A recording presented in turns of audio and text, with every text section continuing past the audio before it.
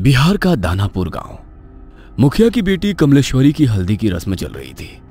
कमलेश्वरी अपने माता पिता की इकलौती बेटी थी। बहुत लाड प्यार से पाला था उसे मुखिया ने। बेटी बड़े घर में जाकर राज करे, यही इच्छा मन में दबाकर वो अपनी बेटी के रिश्ते की बात एक बहुत बड़े घराने में चलाता है। कमला की सुंदरता पर मोहित होकर किसी जमाने में जमींदार रहे अखिलेश बाबू अपने बेटे कुलदीप के लिए कमला को पसंद कर लेते हैं। फुलवा, ये ले, ये हल्दी उपटन और पानी बेटिया के ससुराल से आया है। जल्दी से इसे हल्दी में मिला, फिर रस्म शुरू करते हैं। काकी की बात सुनकर कमलेश्वरी की माँ फुलवा जाकर बिटिया के ससुराल से आई शगुन की हल्दी घोल कर ले आती है। चारों ओर चहल पहल थी। ढोलक की थाप पर औरतें मंगल गीत गा रही थी। जैसे ही हल्दी की रस्म शुरू होती है, कमलेश्वरी जोर जोर से चीखने लगती है। ये क्या लगा दिया मेरे पूरे बदन में? ऐसा लग रहा है जैसे किसी ने खाल खींच ली हो। बहुत दर्द हो रहा है माँ। कमलेश्वरी के जोर जोर से चिल्लाने पर उसको हल्दी लगा रही औरतें उसे ले जाकर पानी से उसका सारा शरीर धोने लगती हैं। हाय राम, ये क्या हो गया मेरी बिटिया को? ऐसा लगता है जैसे किसी ने कांच पीसकर हल्दी में मिला दिया हो, लेकिन कौन करेगा ऐसा काम? कमलेश्वरी के बदन पर जहां जहां हल्दी रगड़ी गई थी, वहां पर लाल धब्बे हो गए थे। दर्द से दुल्हन बुरी तरह छटपटा रही थी और उसकी माँ और बड़ी माँ उसके घावों पर मलहम लगा रही थी। छोटी, मुझे तो ये कोई सामान्य घटना लगती है। अरे घर में बाहर का है कौन? ऐसे कौन बिटिया की हल्दी में कांच मिला गया? कोई छोटी मोटी बात है क्या? अरे वो तो शुक्र है कि मुंह पर नहीं लगाया था, वरना पूरा चेहरा बिगड़ जाता बेचारी का। मेरा तो दिमाग ही काम नहीं कर रहा है जीजी। कौन हमारी कमला से जलेगा? इसने क्या बिगाड़ा है किसी का? शादी ब्याह का माहौल था। दोनों देवरानी जेठानी वैसे तो इस घटना से अंदर तक डर गई थी, लेकिन फिर भी इस समय कुछ भी सोचने के लिए उनके पास ज्यादा समय नहीं था। 2 दिन में कमला की शादी थी। घर में ढेरों मेहमान जमा थे। उनके खाने पीने की व्यवस्था करने के अलावा दोनों देवरानी जेठानी को तमाम रस्में पूरी करनी थी। इसलिए इस बात को यहीं दबाकर वो शादी की तैयारियों में जुट जाती हैं। अगले दिन सुबह, माँ, कमला के ससुराल से शादी का जोड़ा और शगुन आया है, जाओ जरा देखो तो। एक बड़ी सी गाड़ी से 2 नौकर जैसे दिखने वाले आदमी गाड़ी से नीचे उतरते हैं और बड़े से थाल में लाल रंग के कपड़े से ढका हुआ शादी का शाही जोड़ा और गहने कमला की माँ फुलवा को सौंप देते हैं। बड़ी माँ ने संदेश भिजवाया है, शाम के समय दुल्हन को यही खानदानी जोड़ा और गहने पहनकर तैयार होना है। और हाँ, उन्होंने खास एक बात का ख्याल रखने के लिए हिदायत दी है कि इस जोड़े पर किसी की भी बुरी नजर ना पड़ने पाए।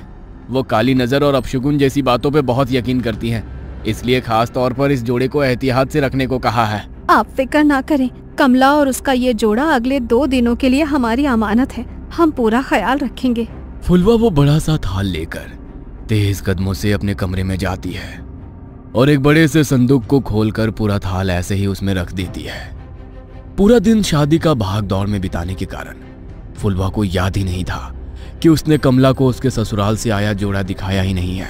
अगले दिन दोपहर 4 बजे, फुलवा, अरे कमला को तैयार करने का समय हो गया है। इसके ससुराल से जोड़ा आया था ना, कहाँ रखवाई हो? जाओ ले आओ। चूड़ी पहनाकर हम शगुन कर देते हैं, उसके बाद इसकी सहेलियां मिलकर उसको सजा देंगी। मेरे तो ध्यान से ही उतर गया है जीजी। एक बार खोलकर देखा भी नहीं मैंने कि उन्होंने क्या क्या सामान भिजवाया है। फुलवा तेजी से पल्लू अपनी कमर में खोसते हुए अपने कमरे में जाती है और संदूक खोलकर वो थाल लेकर सीधा कमला के कमरे में पहुंचती है। ए छोटी, ये क्या भिजवाया है इसके ससुराल वालों ने? अरे दिमाग तो ठिकाने पर है। ये लाल रंग के शगुन के जोड़े के साथ काले रंग की चूड़ियां कौन भिजवाता है?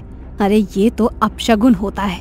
कहने को तो इतने बड़े लोग हैं, लेकिन क्या यही समझदारी है इन ऊंची हवेली वालों की? अरे नई दुल्हन को काली चूड़ियां कौन पहनाता है भला? हाँ जीजी, ये सब मैं क्या जानूं। अब इसके ससुराल से आया है तो मैंने तो ऐसे का ऐसा ही उठाकर संदूक में बंद कर दिया था जीजी। अब हो सकता है बड़े लोग हैं, उनके कुल में कोई परंपरा हो नई दुल्हन को काली चूड़ी पहनाने की। अरे आधी जिंदगी बीत गई है हमारी, हमने तो कभी नहीं देखा कि किसी दुल्हन के लिए ससुराल से काले रंग का जोड़ा या चूड़ियां आई हो। अरे शादी सिर्फ उनकी बहू की नहीं हो रही, अरे हमारी बिटिया की भी हो रही है। मैं तो कहती हूँ कि काली चूड़ी को हटा दे और लाल चूड़ी पहनाई से सुहाग जोड़े के साथ। अरे नहीं जीजी, वो जो नौकर आए थे ना इस जोड़े के साथ, वो खास तौर पर कह गए थे कि छोटी बहू जी को यही जोड़ा पहनाकर तैयार करना है। कमला की माँ की बात सुनकर उसकी जेठानी कमला के हाथों में वही काली चूड़ियां पहना देती है। कमला के ससुराल से आया हुआ लहंगा बहुत ही शानदार था। लहंगे को देखकर ऐसा लगता था जैसे किसी रानी महारानी की पोशाक हो। जैसे ही कमला की सहेलियां दुपट्टा कमला को पहनाने लगती हैं, तभी एक सहेली जोर से चीखती है और वो 2 कदम पीछे हट जाती है। क्या हुआ मीना, तू चिल्लाई क्यों? ये देख, तेरे दुपट्टे का एक कोना गायब है। ऐसा कौन करता है? इस तरह का कटा फटा लहंगा दुल्हन को कौन भिजवाता है? कमला की सहेली की चीख सुनकर फुलवा एक बार फिर दौड़ते हुए बेटी कमला के कमरे में आती है और जैसे ही वो दुपट्टे का कटा हुआ कोना देखती है, अपना माथा पकड़ लेती है। हाय राम, ये क्या अपशगुन हुए जा रहे हैं? मुझे तो समझ ही नहीं आ रहा। भगवान, ऐसी क्या भूल हो गई है हमसे? पता नहीं इस कमला का ब्याह शांति से निपटेगा या नहीं। अरे माँ, जाने दो ना, जिसने सिला है उसी से गलती से कट गया होगा। और ये माधुरी है ना, ये ऐसे पहनाएगी कि ये हिस्सा नजर ही नहीं आएगा।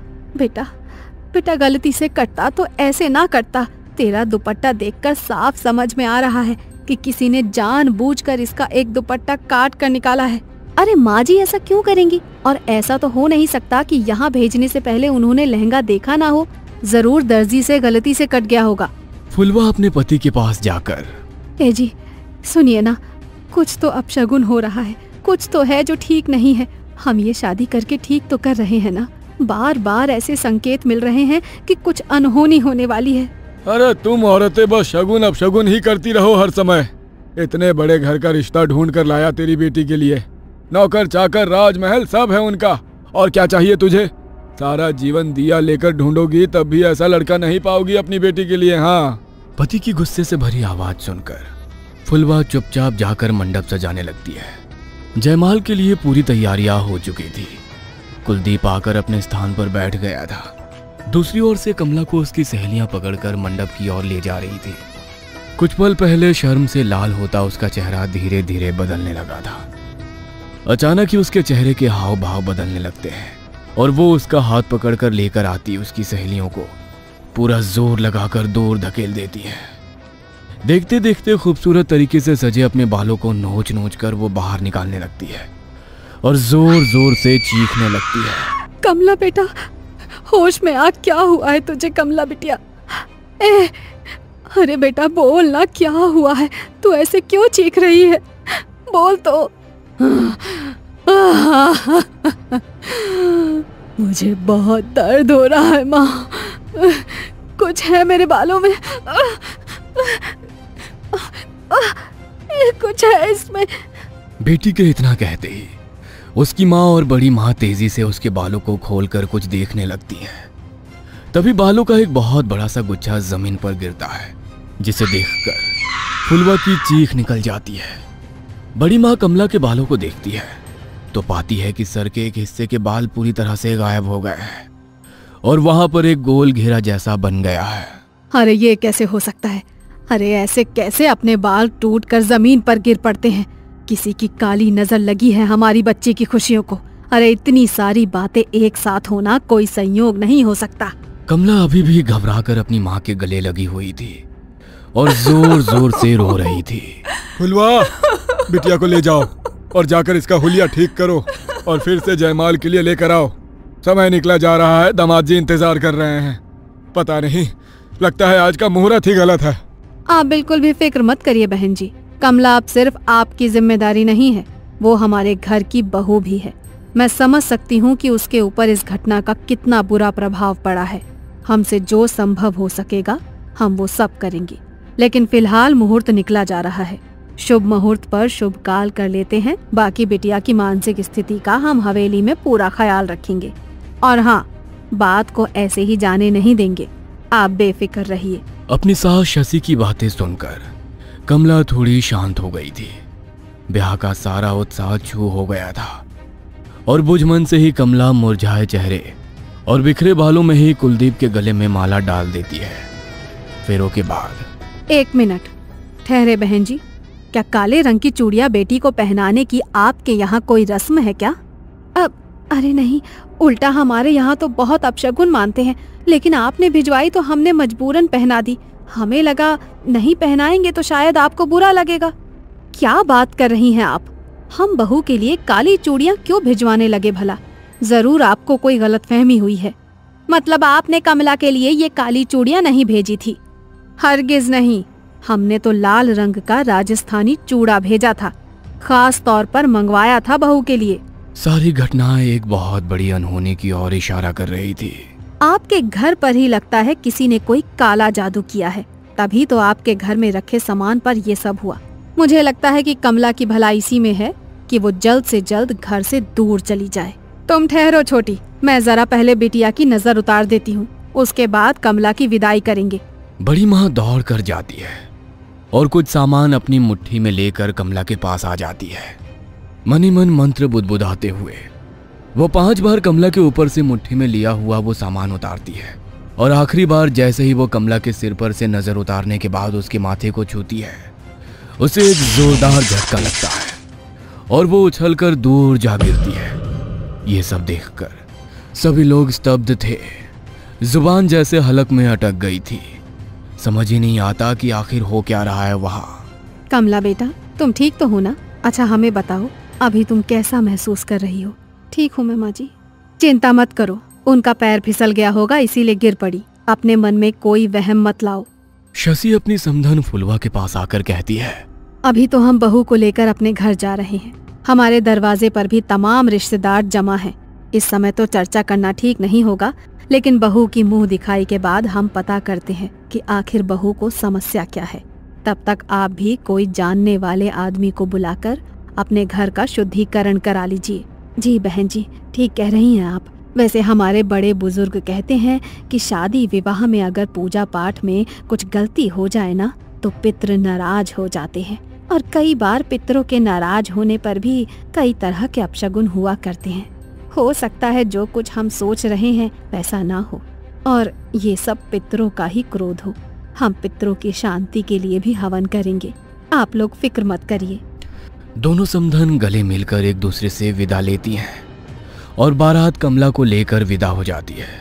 ससुराल आने के बाद बहू की गृह प्रवेश से लेकर मुंह दिखाई तक की सारी रस्में बहुत ही शांति से संपन्न हो जाती है, जिससे शशि और कुलदीप के मन को बड़ी तसल्ली मिली थी। उन्हें लग रहा था कि शायद जो भी बला थी वो बहू के मायके में ही पीछे छूट गई और ये सब शांत हो गया हो। लेकिन कहते हैं ना, जब कोई बहुत बड़ा तूफान आने वाला होता है ना, तो उससे पहले एक लंबी खामोशी होती है।